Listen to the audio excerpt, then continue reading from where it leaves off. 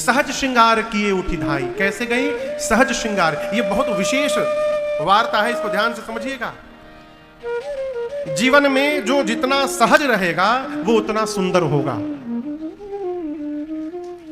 ये मैं अपने मन से नहीं बोल रहा हूं, यहां मानस में लिखा है। भगत को बनावट से दूर रहना चाहिए। जो अपने को भगत मानता है, मेरी प्रार्थना है उसको बनावट से दूर रहना चाहिए। हमारे महाराज श्री कहते हैं, बेटा जितनी बनावट उतनी मिलावट। आप समझिएगा, बिना मिलाए बनेगा नहीं। जितनी बनावट उतनी मिलावट, और जहां जितनी मिलावट उतनी गिरावट। इसलिए यदि भक्त हैं तो बनावट से बचिए, जैसे हैं उसको स्वीकार करके और उसी रूप में प्रस्तुत होने का स्वभाव बने। ये जीवन की सहजा अवस्था। बहुत श्रृंगार नहीं करना चाहिए। इतना भी ना सज लिया जाए कि अपना मूल स्वरूप ही समाप्त हो जाए। विनोद की बात कहूं, कोई कह रहा था कि महाराज एक जगह पति पत्नी गए किसी उत्सव में, वहां बारिश आ गई, तूफान बारिश, सारे लोग भीग गए।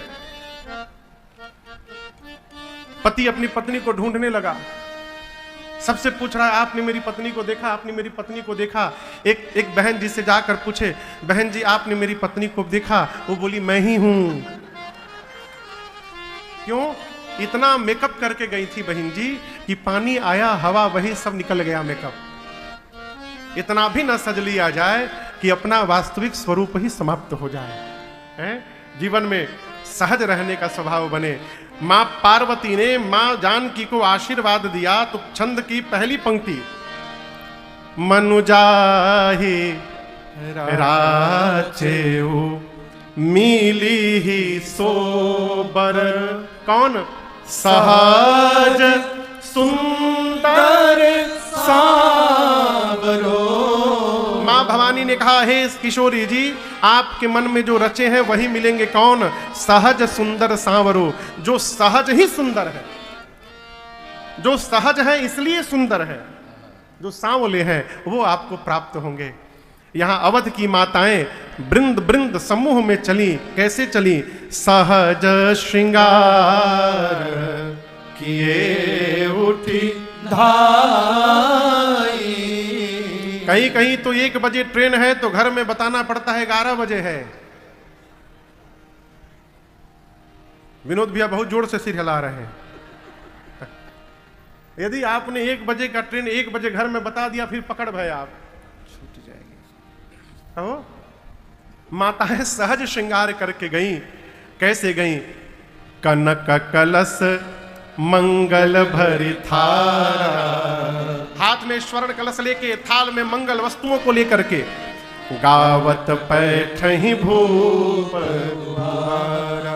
गीत गाते हुए महाराज के घर गई। पहली बात तो समझिए, जीवन में कुछ ऐसे स्थान हैं जहां खाली हाथ नहीं जाना चाहिए। क्या बोले? कुछ समझ में आया? कहां कहां खाली हाथ नहीं जाना चाहिए महाराज? बेटी के घर, बिटिया के घर, बहन के घर खाली हाथ नहीं जाना चाहिए। राजा के पास खाली हाथ नहीं जाना चाहिए, और किसी संत महात्मा के दरवाजे खाली हाथ नहीं जाना चाहिए। सामर्थ्य के अनुसार कुछ ना कुछ लेकर जाना चाहिए, ये मर्यादा कहती है। चाहो सुदामा जी के पास तो कुछ भी नहीं था, हो कुछ नहीं था सरकार, भोजन भी नहीं था। मैया का नाम सुशीला था। हाँ, सुशीला। मैया ने कहा कि आपके तो सखा हैं, राजा हैं। राजा यदि थोड़ा भी देगा ना तो हम लोग के लिए बहुत हो जाएगा। तो 10 दरवाजे मांगने से अच्छा है कि 1 दरवाजे ही मांग लिया जाए। तो पहले तो सुदामा जी बहुत रुष्ट हो गए, कहे कि मेरे सखा हैं, कितनी भी विपत्ति आ जाए सखा के सामने हाथ नहीं फैलाना चाहिए, मैं कैसे मांगने जाऊं। फिर मां सुशीला ने परिवार के बच्चों की गरीबी का ऐसा चित्रण किया, सुदामा जी जाने को तैयार हो गए। तब उन्होंने कहा, सखा भी है तो क्या हुआ, राजा है। तुम कह रही हो राजा बांध करके जाइए, देंगे, तो राजा के पास खाली हाथ नहीं जाया जाता है, कुछ मांग करके लाओ तो ले करके जाऊं। तो मैया सुशील आ गई बगल के घर से, तंदुल मांग के लाई ना, चावल। हाँ चावल था, वही था सरकार। थोड़ा सा पोटली में बांध करके लाई, सुदामा जी लेकर भगवान के पास गए। अपनी जो शक्ति सामर्थ्य है लेकर के जाना चाहिए। माताएं अवध की स्वर्ण कलश को लेकर के, थाल में मंगल वस्तुओं को लेकर के गीत गाते हुए, गावत पैठहि भूप द्वारा। और एक बात निवेदन करूं आपसे, यहां बाबा कहते हैं कैसे गई, गावत पैठहि भूप द्वारा। जनक दशरथ जी के दरवाजे माताएं अवध की गई तो कैसे गई, मंगल गीत बधाई गाते गई। ये प्रसंग कहता है किसी के घर के उत्सव में जाना चाहिए तो प्रसन्न मन से जाना चाहिए। यदि चेहरा उतार करके बैठना है तो ना जाइए, अपने घर में बैठिए। किसी घर में उत्सव है और वहां जाकर आप रोने जैसा बासी मुंह बना के बैठ जाइए तो अगला आपको देखकर डिस्टर्ब हो जाएगा, वो अपना उत्सव भूल जाएगा। यहाँ माताएं गई, मंगल गीत गाते पहुंची हैं, आरती उतारती हैं रघुनाथ जी की। करी आरती नेवछावर करही, क्या नेवछावर करती हैं, अर्थ धर्म नहीं, अपने मन को नेवछावर करती हैं। देखिए भगवान को हमारे अर्थ की आवश्यकता नहीं है, जो पूरे जगत को देते हैं उनको हम और आप क्या दे पाएंगे है? भगवान को अर्थ की आवश्यकता नहीं है, भगवान को हमारे मन की आवश्यकता है।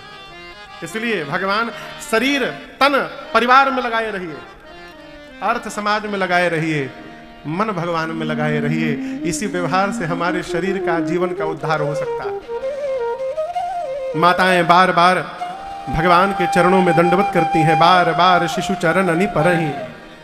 पूज्यपाद गोस्वामी तुलसीदास जी कहते हैं, अयोध्या के गृह गृह बाज बधाव शुभ। एक एक घर में लोग बधाई गा रहे हैं, क्यों? प्रगटे सुषमा कंद हर्षवंत सब जहां तहां, नगर नारी नरविंद। पूरी अयोध्या में लोग बधाई उत्सव मना रहे हैं, चक्रवर्ती जी भी आनंदित हैं। तब तक एक दासी ने आकर सूचना दी, महाराज बधाई हो। कैकेयी सुता सुमित्रा दो, कैकेयी सुता सुमित्रा दो, सुंदर सुत जनमत भयो, सुंदर सुत जनमत भयो। वह सुख संपत्ति समय समाजा, वह सुख संपत्ति समय समाजा, कहीं न सके शारद अहिराजा, कहीं न सके शारद अहिराजा, कहीं न सके शारद अहिराजा। दासी ने आकर सूचना दी, महाराज बधाई हो। कैकेयी जी ने एक और सुमित्रा जी ने क्रमशः 2 पुत्रों को जन्म दे दिया।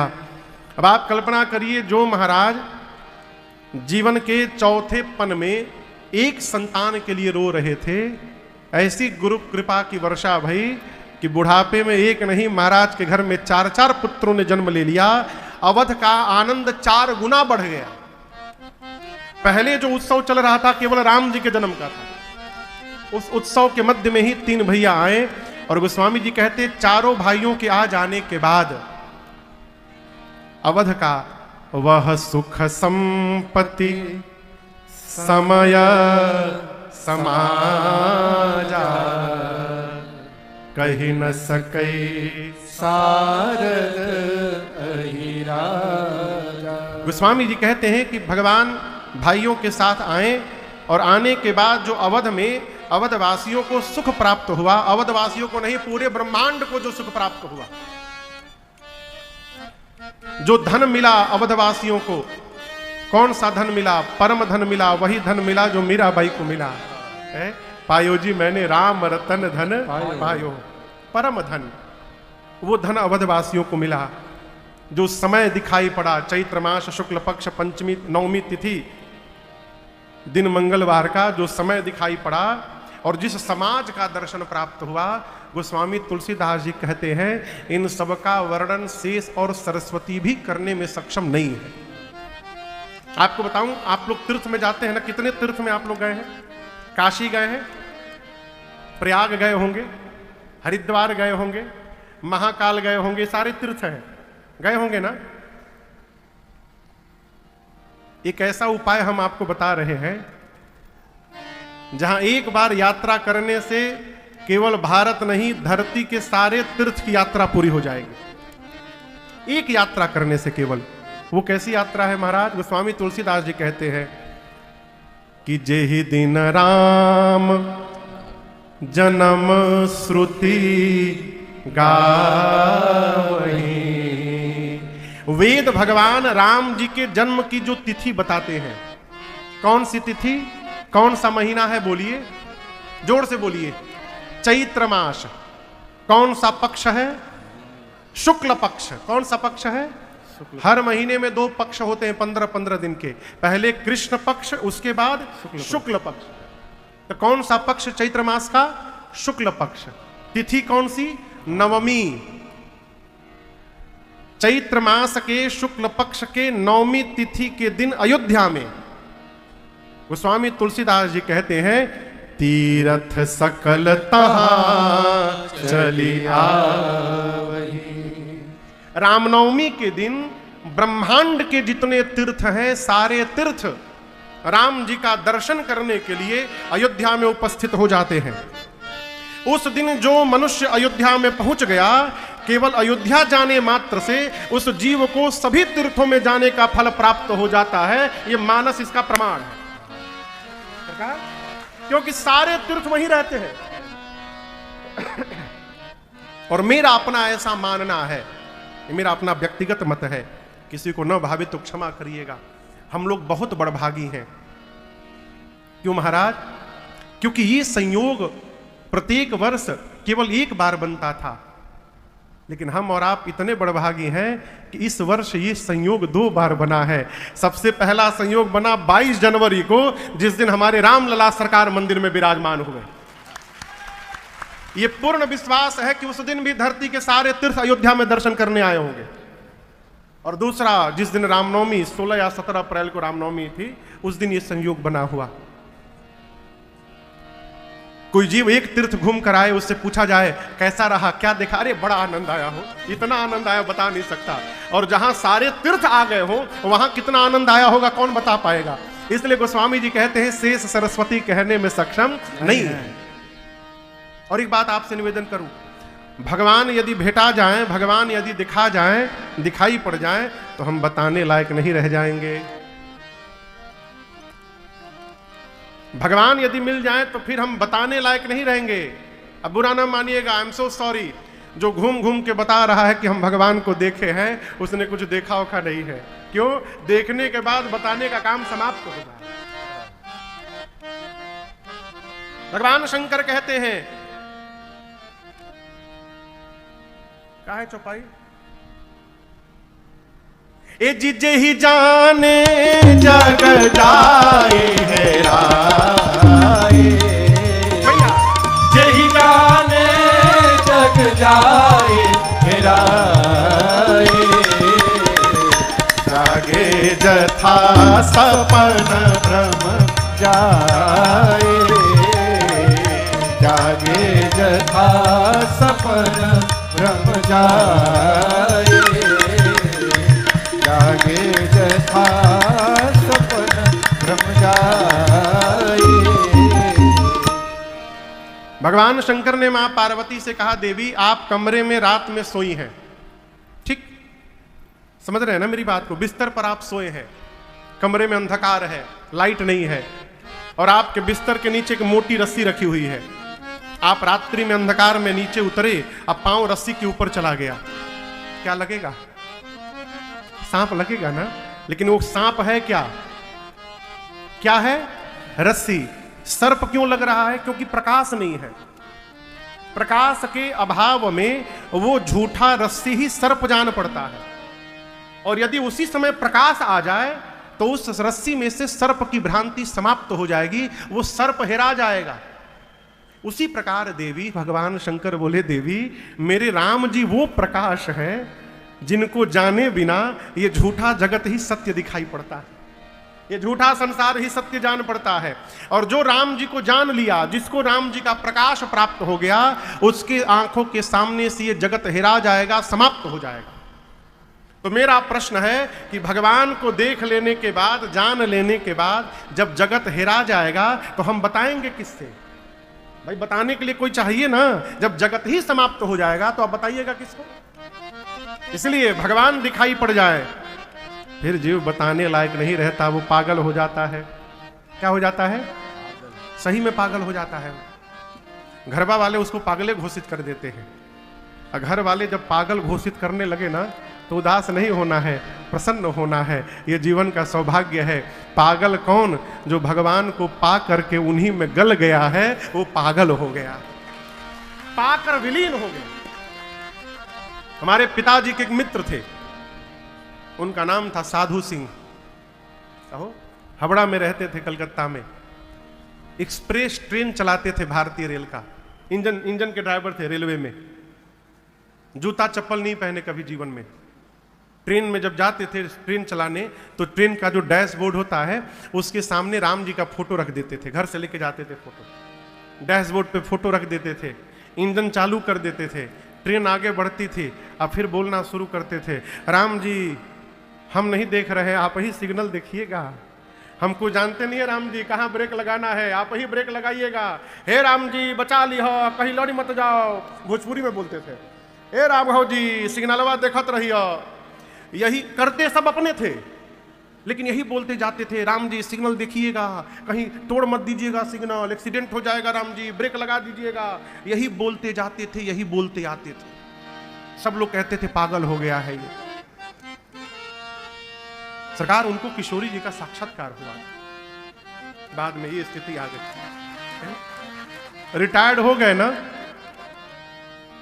तो बाबूजी के हमारे और मित्र हैं बम बम बाबा, अभी आने के 2 दिन पहले आए थे, मिलकर हम आए हैं।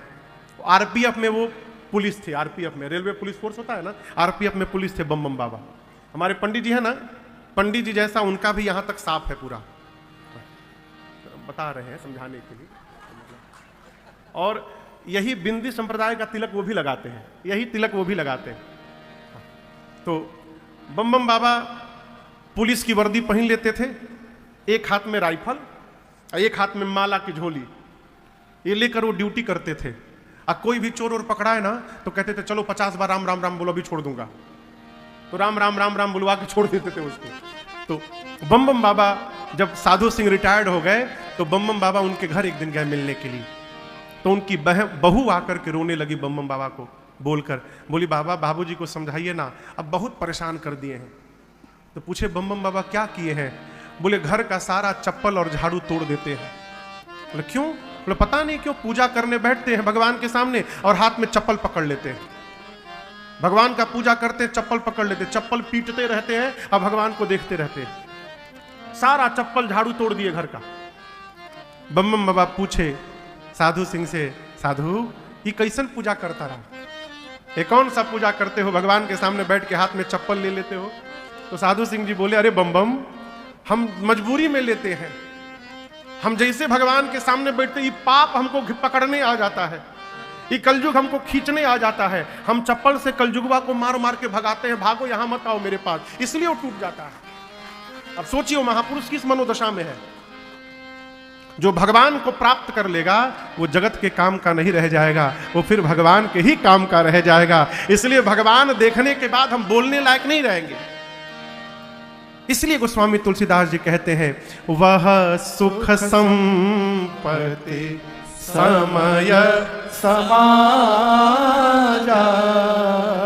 कहीं ना सके शारद अहिराजा। सूर्य वंश में परमात्मा ने अवतार लिया है। सूर्य नारायण दिन में 12 बजे ठीक सिर के ऊपर रहते हैं। अयोध्या के ऊपर सूर्य भगवान खड़े हैं। भगवान के प्राकट्य का दर्शन किए। भगवान राम किस वंश में अवतार लिए हैं? सूर्यवंश। सूर्यवंश, सूर्य नारायण के घर में परमात्मा आए हैं। सूर्य नारायण आकाश में है। सोचे यदि आगे बढ़ जाऊंगा तो घर का उत्सव पीछे छूट जाएगा, थोड़ी देर रुक करके उत्सव का दर्शन कर लूं। खड़े होकर दर्शन करने लगे। नीचे अयोध्यावासी, अरे आज बड़ो आनंद अवध में, आज बड़ो आनंद, आज बड़ो आनंद अवध में, आज बड़ो आनंद, हाँ आज बड़ो आनंद अवध में, आज बड़ो आनंद।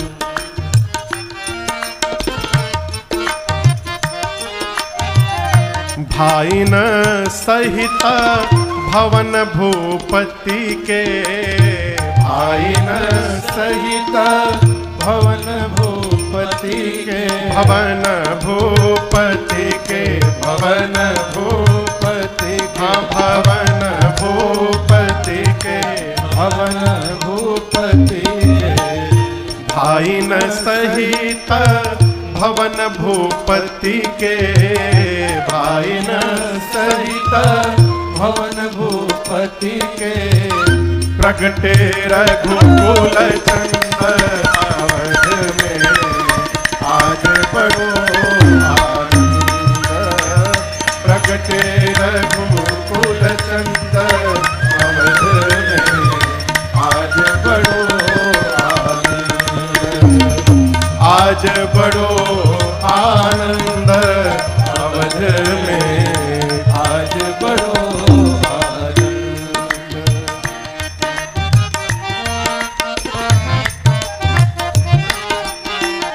नवमी तिथि मधुमास पवन बह, नवमी तिथि मधुमास पवन बह, नवमी तिथि मधुमास पवन बह, नवमी तिथि मधुमास पवन बह, शीतल सुरभित मंद अवध में, आज बड़ो आनंद, शीतल सुरभित मंद अवध में, आज बड़ो आनंद, आज बड़ो आनंद अवध में, आज बड़ो आनंद।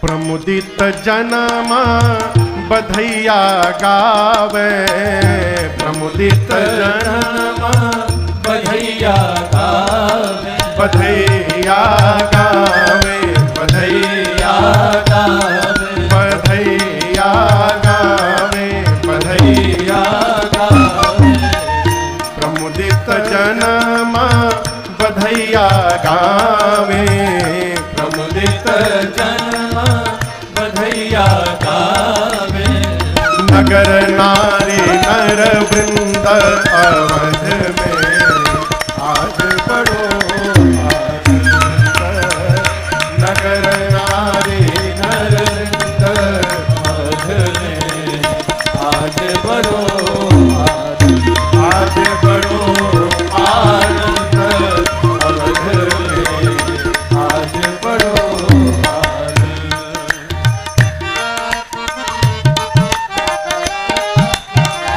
जनराजेश भूप जीवन के, जनराजेश भूप जीवन के, जनराजेश भूप जीवन के, जनराजेश भूप जीवन के, मिटे सकल दुख द्वंद्व अवध में, आज बड़ो आनंद, मिटे सकल दुख द्वंद्व अवध में, आज बड़ो आनंद, आज बड़ो आनंद अवध में, आज बड़ो आनंद, आज बड़ो आनंद अवध में, आज बड़ो आनंद, आज बड़ो आनंद, आज बड़ो आनंद। अरे मिटे सकल दुख द्वंद अवध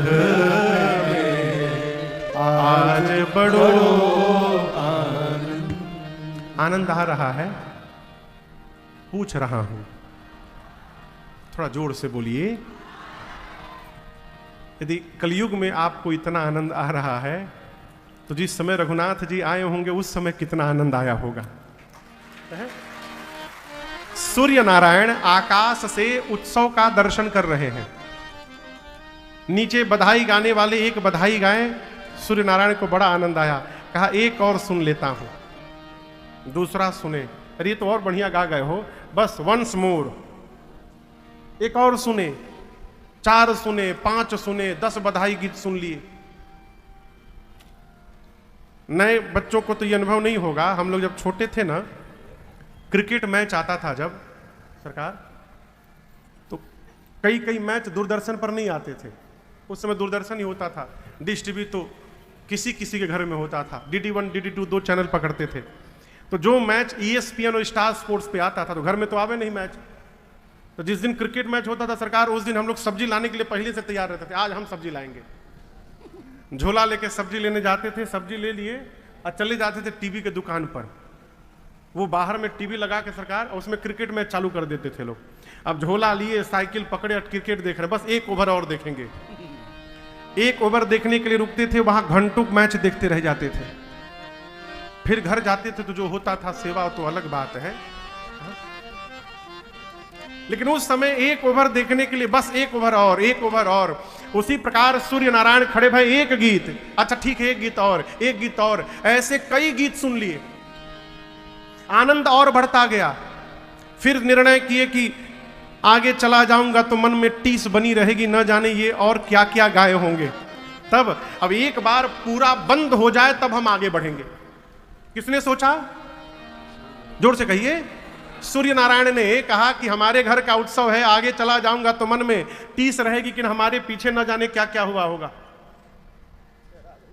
बिटिया नहीं हेराई है, बिटिया के माई बाप हेरा गए हैं। इस बिटिया के माई बाप कहीं हेरा गए हैं, दिखाई पड़ रहे हैं, आप ही हैं। बहुत बढ़िया प्रभु, कथा में इतना खोई गए कि लड़की कहां गई पता नहीं चला। चलिए कोई बात नहीं। एक जगह हम कथा कहीं गा रहे थे और वहां रोज 4-5 बच्चे हेराए। हाँ, बारीपुर में, हाँ, रोज सरकार 4-5 बच्चे हेरा जाए।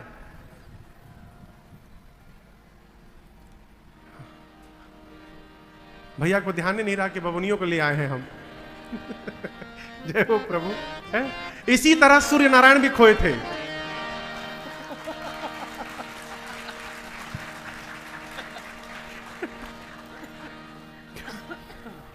सूर्य नारायण सोचे अब एक बार उत्सव बंद हो जाए तब आगे बढ़ेंगे। हाँ, कंप्लीट फुल एंड फाइनल हो जाए प्रोग्राम बंद, तब आगे बढ़ा जाएगा। नीचे बधाई गाने वाले क्या सोच रहे हैं?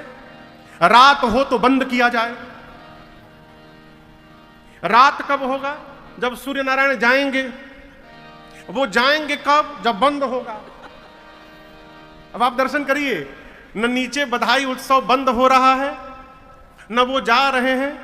सूर्य नारायण जा नहीं रहे इसलिए रात्रि नहीं आ रही है, रात्रि नहीं हो रही इसलिए नीचे बंद नहीं हो रहा है। इसी चक्कर में बाबा कहते हैं राम जी के जन्म के बाद अवध में मास दिवस कर दिवस भा, यह मरम न जाने को,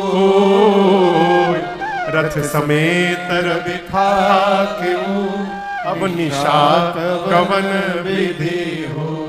भगवान के अवतरण के उपरांत श्री अवध में 1 महीने तक दिन ही दिन बना रहा, रात्रि आई ही नहीं साहब। अब आप कल्पना करिए, अयोध्या में भगवान आए, 1 महीने तक दिन ही दिन बना रहा। यदि उसी भगवान की भक्ति हमारे जीवन में आ जाए तो हमारे जीवन में सदैव प्रकाश ही प्रकाश बना रहेगा, अंधकार का आगमन ही नहीं होगा। भक्ति यदि प्रवेश कर जाए तो 1 महीने तक दिन ही दिन बना रहा। बहुत पढ़े लिखे लोग इसको एक्सेप्ट नहीं करेंगे। महाराज it's not possible. Why not possible? पृथ्वी में यूरोप में एक भाग है, यूरोप में उसको नॉर्डिक कहते हैं, नॉर्डिक। 4 देश मिलाकर एक भाग है सरकार, नॉर्डिक। अभी हम लोग पिछले साल उसके एक देश में गए थे, डेनमार्क में कथा गाने। 4 देश हैं, डेनमार्क, स्वीडन, नॉर्वे, फिनलैंड और फिनलैंड। ये एकदम उत्तर में है सरकार। आप नॉर्डिक देश में चले जाइए, फिनलैंड में 6 महीने तक सूर्य भगवान दिखाई पड़ते हैं। रात के 12 बजे भी सूर्य दिखाई पड़ते हैं। कहो, उधर नॉर्दर्न लाइट्स दिखाई पड़ता है, और 6 महीने रात्रि ही रात्रि रहती है। ये जो मोटे मोटे पर्दे का प्रचलन है, ये मोटे पर्दे भारत के लिए नहीं है, ये उन देशों की आवश्यकता थी। रात होत में नहीं करता था सरकार, तो खिड़की में मोटे मोटे पर्दे लगाकर घर के भीतर नकली रात्रि बनाई जाती थी। पर्दा लगा के मान लेते थे रात हो गई, और सो जाते थे। वो हमारे देश में फैशन बन गया, मोटा मोटा 5-5 लेयर का पर्दा लग रहा है? तो यदि वहां 6 महीने तक सूर्य नारायण रह सकते हैं, तो जिस राम जी के प्रकाश को प्राप्त करके सूर्य प्रकाशित होते हैं, वो परम प्रकाशक यदि नीचे आ जाएंगे, तो क्या सूर्य नारायण एक महीना नहीं खड़ा हो सकते हैं? ये भाव का विषय है, दिमाग का विषय नहीं है। आज भी हमारे श्रीधाम अयोध्या में एक ऐसा स्थान है जहां के महाराज जी रामनवमी के बाद 1 महीने तक अपने आश्रम का एक भी बल्ब बंद नहीं करते, सारे बल्ब जला के रखते दिन रात। किसी ने कहा महाराज रतियों में जलाए हो? बोला चुप रहो, राम जी आए थे तो 1 महीना दिन हुआ था, हमारे आश्रम में भी राम जी आए हैं, 1 महीना उजाला ही उजाला बना रहेगा, कोई बंद नहीं होगा लाइट। भाव का विषय है। और आपका मन यदि एकदम मानने को तैयार नहीं है, तो ये मान लीजिए, उसका भी उपाय है। ये मान लीजिए 1 महीने का समय कैसे निकल गया पता नहीं चला, ऐसा लगा मानो आज ही भगवान ने अवतार लिया हो। लेकिन वस्तुतः जो सत्य है, मास दिवस कर दिवस भा यह मरम न जानई को, रथ समेत रवि था केहू अब निशाक विधि हो। 1 महीने बाद दिन मन चले करत गुण गाना, दिन मन चले करत गुण गाना, यह रहस्य काहू नहीं जाना, यह रहस्य काहू नहीं जाना। देखी महोत्सव सुर मुनि नागा, देखी महोत्सव सुर मुनि नागा, चले भवन परनत निज भागा, चले भवन परनत निज भागा, चले भवन परनत निज भागा। गोस्वामी जी कहते हैं 1 मास के बाद सूर्य नारायण भगवान को प्रणाम करके गुणगान करते हुए चले। और सूर्य नारायण के जाने के साथ और कौन कौन चले? देखी महोत्सव, अयोध्या का महोत्सव 1 महीना तक देखने के बाद कौन?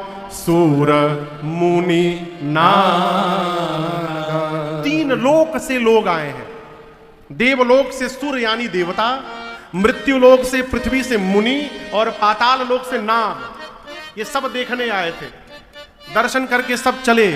अब ये विशेष विषय है। चले तो कैसे चले? चले भवन बरनत निज भागा,